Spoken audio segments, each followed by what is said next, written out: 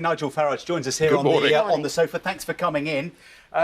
What evidence do you have then that there was that this process was bent as far as the postal voting was concerned? People turning up at polling stations with bundles of postal votes and turning up yesterday. A massive increase in the number of postal votes yesterday. So somebody was out there harvesting the postal votes. But there's a bigger question.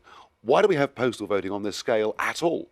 You know, we used to have it for people who were elderly, infirm, or who worked overseas. Now we have whole blocks of communities signed up to postal votes, and in many ways you could say these by-election results are over before the contest has even begun.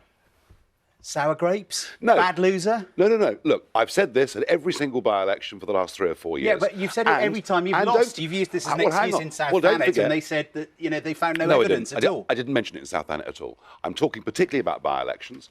And don't forget, we've had Tower Hamlets, we've had Birmingham, we've had repeatedly evidence of fraud within the postal voting system. So I'm raising that. I think British democracy should be clean, and I think with this system it's not. And there's a second big element to why Jeremy Corbyn got this big victory, and this is an observation. I'm not commenting at all, but the northern correspondent of The Guardian wrote last Saturday that she knocked on doors in a street in Oldham when nobody spoke English, nobody had ever heard of Jeremy Corbyn, but they were all voting Labour. So there is a very large ethnic vote in this country, in our inner cities, who vote Labour. Indeed, in one of the boxes last night, it was 99% Labour.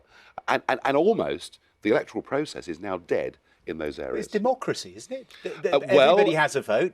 Some people have postal votes, and that's just the system we're dealing with. Well, never before in history have we seen a box where 99% of people in a community vote for one particular political party. I bet you wouldn't be complaining if 99% of the votes in a ward had come for UKIP. Well, it wouldn't happen. Under normal circumstances, it wouldn't happen. It couldn't happen. What I'm saying is that mass immigration, the change to our demographic in Britain, is now fundamentally changing politics.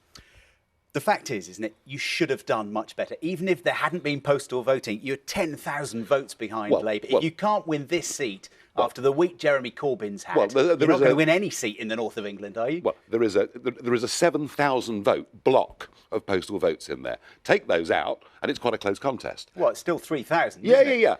And they won it by 15,000 last time. Look, we are the challengers to Labour in the north of England.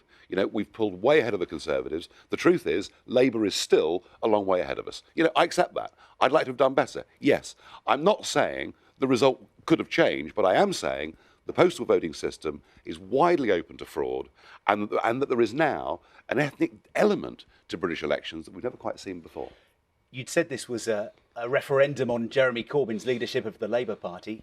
If that's the case, he's passed the test, hasn't he? I think, quite frankly, if there was a by-election held in any of our inner cities where there were a large number of people who are here and don't speak English, he may even get a higher percentage. Whether, if he went outside of that into the country at large, Mr Corbyn was as popular, I doubt. Some people will hear you this morning and think you are playing the race card here. You are deliberately trying to switch the focus onto an issue which is going to be very hurtful and divisive to a lot of people. Rather, as I say, I'm not saying anything. I'm quoting you, a journalist who works for The Guardian. That's what she wrote last Saturday. And I think anybody that was in Oldham yesterday would say to you there were two separate voting communities, and we need to recognise that. You talked about people going with bundles of votes. Obviously, you didn't see that yourself. No. What are UKIP going to do as far as reporting this? Is there an official report going to police and the Electoral Commission? We've got to make a complaint about the things that we saw yesterday, and we will. And there was a complaint in South Thanet, wasn't it? And it was rejected about postal votes. No, there wasn't a complaint about postal votes in South Thanet. It was investigated in South Thanet. Somebody reported something, not me. And it was found not to be the case. Yeah, but it wasn't to do with postal votes. OK. Nigel Farage, thank you for that. Cheers.